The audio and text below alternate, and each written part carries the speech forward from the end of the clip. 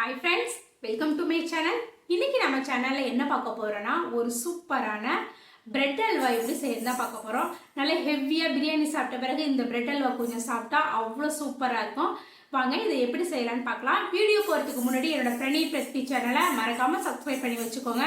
Bell ஐகானை click பண்ணி all option கொடுத்துக்கோங்க. அப்பதான் நான் போடுற எல்லா வீடியோவுமே உங்களுக்கு வந்து சேரும். இந்த பிரெட் அல்வா செய்யறதுக்கு நான் வந்து ஒரு 4 பெரிய சைஸ் பிரெட் எடுத்திருக்கேன். உங்ககிட்ட என்ன பிரெட் இருக்கோ அதை நீங்க எடுத்துக்கோங்க. என்கிட்ட இது நல்ல பெருசா இருக்கிறதுனால எனக்கு 4 பிரெட் போதும். இப்போ நான் என்ன பண்ண போறேன்னா அந்த ஓரத்துல இருக்கிற ப்ரௌன் கலர்ல இருக்கிறத வந்து நான் வெட்டி எடுத்துக்க போறேன். நீங்க அப்படியே போட்டு செய்யறதுனாலும் செய்யலாம். எனக்கு அது வேணாம், அதனால நான் ஓரத்துல உள்ளதெல்லாம் நான் வெட்டி எடுத்துக்கிறேன். வெட்டிட்டு அதுக்கப்புறம் இது மாதிரி 2ஆ கட் பண்ணிட்டு குறுக்க வந்து 2ஆ கட் பண்ணிட்டு அதுக்கப்புறம் அதை வந்து 2ஆ கட் பண்ணி 4 பீஸாக கட் பண்ணி எடுத்துக்கோங்க. அப்போதான் நமக்கு வந்து எண்ணெயில் நம்ம போட்டு பொரிச்சு எடுக்கிறதுக்கு வந்து சின்ன சின்ன பீஸாக இருந்தால் தான் நமக்கு வந்து பொரிக்க நல்லா வரும். அதுக்காக நீங்கள் இது மாதிரி சின்ன சின்ன பீஸாக ஒரு பிரெட்டை 4ஆ கட் பண்ணி எடுத்துக்கோங்க. அதுக்கப்புறம் ஒரு தவா வச்சுக்கோங்க. அது கூட நம்ம இந்த பிரெட்டை பொரிக்கிற அளவுக்கு எண்ணெயை சேர்த்துக்கோங்க. எண்ணெய் சேர்த்துட்டு நம்ம எடுத்து கட் பண்ணி வச்சிருக்கிற அந்த பிரெட்டை வந்து அதுக்குள்ள சேர்த்து நல்லா நம்ம பொரிச்சு எடுத்துக்க போறோம். நல்லா ஒரு ப்ரௌன் கலர்ல வர அளவுக்கு நல்லா நம்ம அதை பொரிச்சு எடுத்துக்கணும்.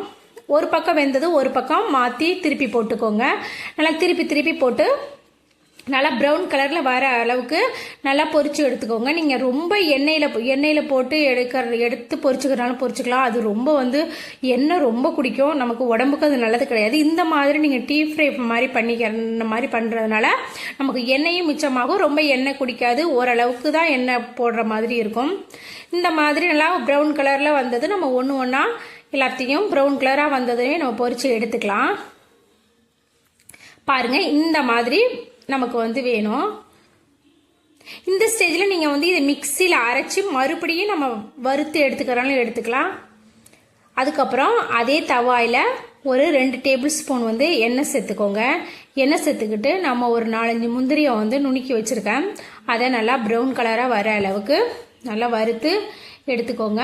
அது கூடவே நம்ம வந்து திராட்சை இருக்குல்ல, அதையுமே நம்ம பொரிச்சு எடுத்துக்க போகிறோம். திராட்சையை போட்டு திராட்சை நல்லா பலூன் மாதிரி உப்பி வர அளவுக்கு அதையுமே நல்லா வறுத்து எடுத்துக்கோங்க. உங்ககிட்ட வேற என்ன நட்ஸ் இருக்கோ அதில் பாதாம் இருந்தால் பாதாம் சேர்த்துக்கலாம். உங்ககிட்ட உங்களுக்கு என்ன நட்ஸ் பிடிக்குமோ அதையும் நீங்கள் இது கூட சேர்த்து வறுத்து எடுத்துக்கலாம்.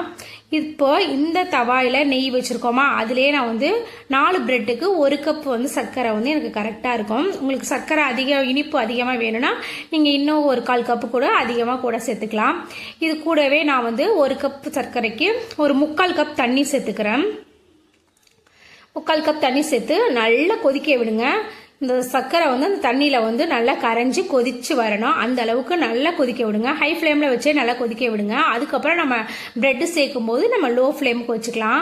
பாருங்க, இந்த அளவுக்கு நல்லா கொதி வந்ததும் நம்ம எடுத்து வச்சிருக்கிற பிரெட்டை வந்து அது கூட சேர்த்துக்கலாம். சேர்த்துட்டு அந்த சர்க்கரை தண்ணியில் வந்து அந்த பிரெட்டு வந்து நல்லா சாஃப்டாக வெந்து வர அளவுக்கு நல்லா அதை வந்து வேக விடுங்க.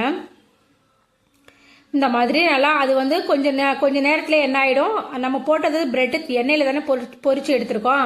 அதனால நம்ம வந்து சர்க்கரை தண்ணியில் போட்டதுமே அது என்ன ஆகிடும், நல்லா ஊறி நல்லா சாஃப்டாக வந்துடும். இந்த மாதிரி நல்லா வந்து அதை வந்து வேக வச்சு எடுத்துக்கோங்க. சர்க்கரை பாகில் நல்லா ஊறி வெந்து வரணும். அப்போ தான் நமக்கு வந்து அல்வா வந்து நல்ல ஸ்வீட்டாக இருக்கும். பாருங்கள், முன்னை விட இப்போ நல்லா வந்து அது நல்லா சர்க்கரையில் நல்லா வெந்துடுச்சு பாருங்கள்.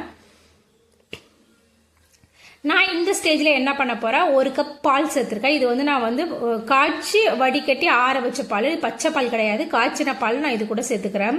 சேர்த்துட்டு நல்லா வந்து இதை வந்து நல்லா அந்த பாலோட வேகிற அளவுக்கு வேக விடுங்க. எனக்கு அந்த தவால ஒழுங்காக வராதனால நான் இது ஒரு கடாய்க்கு மாற்றிக்கிறேன். இப்போ பாருங்கள், இந்த மாதிரி நல்லா அந்த பாலில் வெந்ததும் வேக விடுங்க. நல்லா கிண்டி விடுங்க.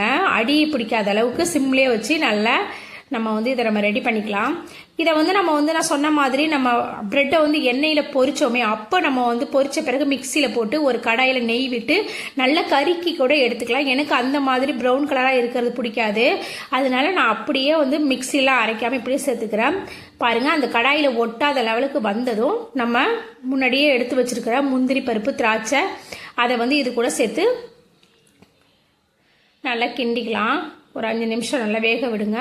பாருங்கள், கடாயில் ஒட்டாத அளவுக்கு வந்ததும் நம்ம அடுப்பை ஆஃப் பண்ணிக்கலாம். அவ்வளோதான், நமக்கு சூப்பரான பிரெட் அல்வா ரெடி ஆயிடுச்சு. அவ்வளோதான். இந்த வீடியோ பிடிச்சிருந்துச்சுன்னா மறக்காமல் சேவ் பண்ணி உங்கள் வீட்டில் உள்ளவங்களுக்கு செஞ்சு கொடுத்து பாருங்கள். அப்படியே என்னோட சேனலை ப்ளீஸ் சப்ஸ்கிரைப் பண்ணி வச்சுக்கோங்க. நாளைக்கு வேறு ரெசிபியில் பார்க்கலாம். நமக்கானவங்க செய்கிற சாப்பாட்டை கஷ்டப்பட்டு செய்யாமல் இஷ்டப்பட்டு செஞ்சு கொடுத்து பாருங்கள். ரசம் கூட அமிர்தமாக இருக்கும். தேங்க்ஸ் ஃபார் வாட்சிங்.